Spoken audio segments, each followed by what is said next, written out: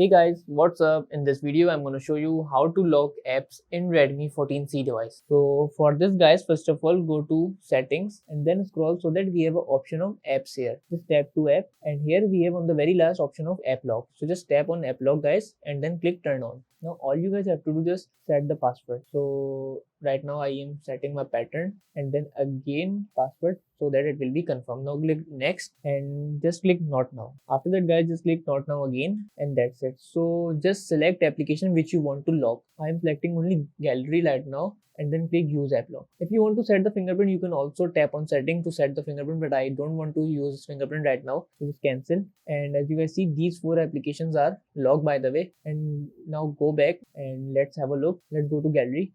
So as you see, it required the password, so just enter the password and then you can access the gallery. If we're talking about the YouTube, so yes, YouTube is also locked, and let's see, enter the password and then you can access the YouTube. So that's how we can log apps in Redmi 14c device. So that's it about the video. If this video helped you guys, kindly like the video and follow us for more tips and tricks. See you guys in next video. Take care.